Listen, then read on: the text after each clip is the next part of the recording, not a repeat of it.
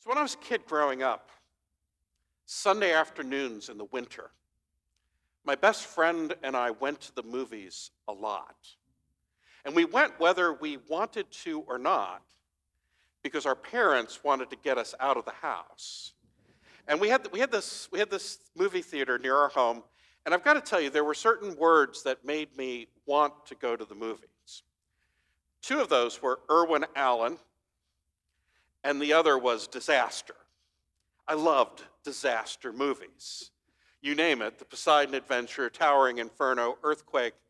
If it was a disaster, I was happy. And yeah, I love disaster movies. I don't like real life disasters, just as an aside. But those were great movies as a kid because they were all-star spectaculars and they were filled with special effects. They were great and they were fun. And you knew they were a good movie before you even went. And do you know how you knew? Because we had watched the previews of coming attractions. And you'd watch the preview of coming attraction, and they'd show a skyscraper on fire, and we were hooked. They'd show the ground shaking, and we were going. We loved it. We loved every bit of it. And later, when my wife Janice and I got married, we didn't have much money. We've been married almost 40 years. And I'm amazed at this because I look back on this. We didn't have much money, but we had enough money that every week we went to the movies. And in those days, you know how we picked our movies?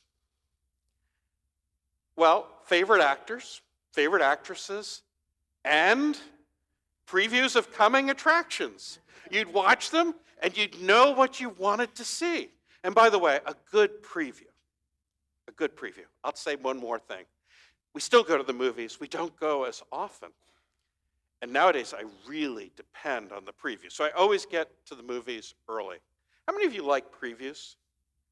You know, the previews of coming attractions. Because a good preview, this is what happens in a good preview. You're given highlights of the movie. You're given enough of the movie that you know sort of what it's about. And you're given enough of the movie that you know you want to go see it. But here's what you shouldn't do in a preview. You shouldn't tell the end of the movie. Imagine, you watch a preview, it's a whodunit, and they said, oh, and by the way, the butler did it.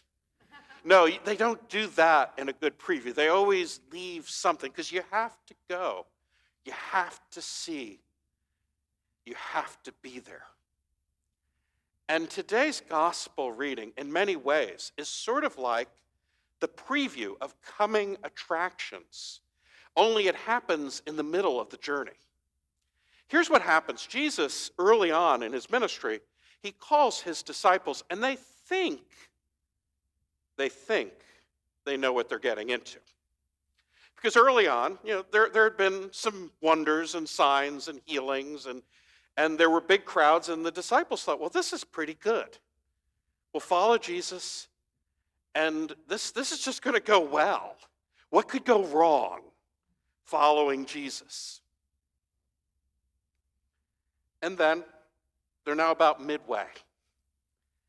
And just 6 days earlier, on a day when the disciples, they thought they had it figured out. Jesus was the Messiah. They said so. But then Jesus told them what that meant. And being Messiah meant that he was going to Jerusalem. He would be arrested. He'd be crucified. He would die. And on the third day, rise again. And by the way, they never hear that last part, rise again. All they hear is cross, suffering, death. And the disciples are not happy. And they're questioning Jesus, and they're pushing back. In fact, I love what happens, because Peter pulls him aside and rebukes him and says, heaven forbid that this should happen to you. And, of course, Peter gets rebuked by Jesus in return, but that's another story. But 6 days later, it's Jesus on the mountain with Peter, James, and John, his inner circle. and he is suddenly transfigured. His face shines like the sun. His clothes are as bright as light. He is joined by Moses and Elijah. Why Moses and Elijah? Well, Moses, the law, Elijah, the prophets, you get it? Jesus is the fulfillment. And there he is. He's with Moses, he's with Elijah, and it's this moment of glory. It's a glimpse of glory on the way to the cross. And Peter, he wants to hold on to the moment. By the way, if you ever get a moment like this,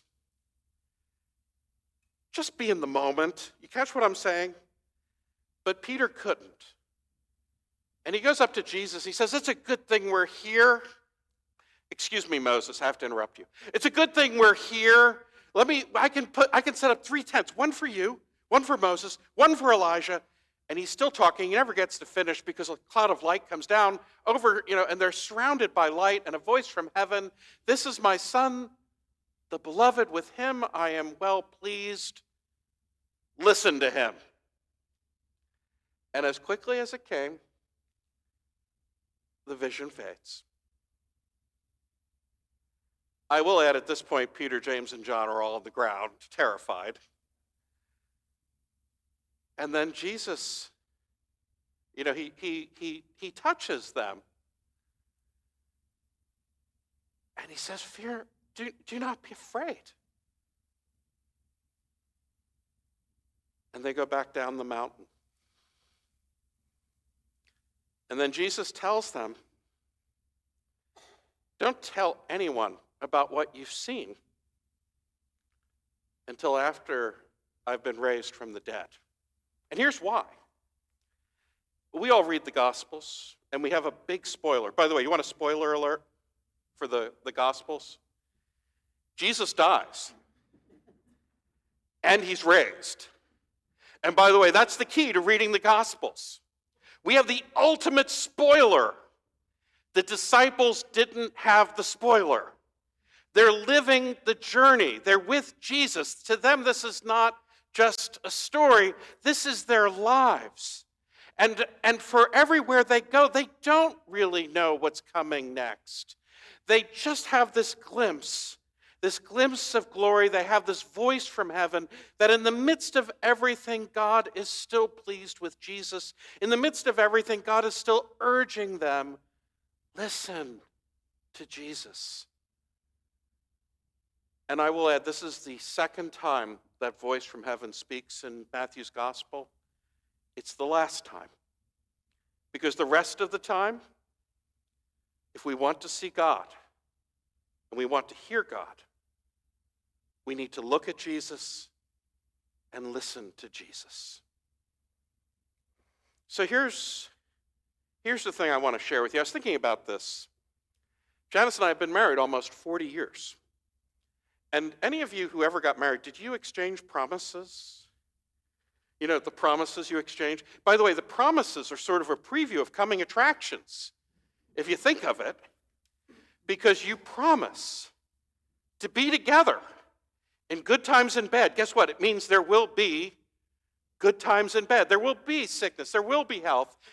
There will be times of want and times of plenty, and life will not always be smooth. And I will add, it's true for all of us in the course of our lifetimes. We don't know everything about our journey. But we do know this. The worst things in life are never the last things in life. The last word on our lives is never the brokenness. It is not even death. The last word of our life is God's love, which made us in the beginning.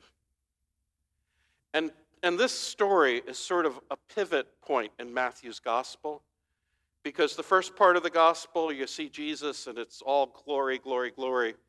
The second part of the gospel is a path towards the cross. It's this pivot point. It's sort of like a road mark along the way. And it's a pivot point in our church here We transition from Epiphany towards Lent.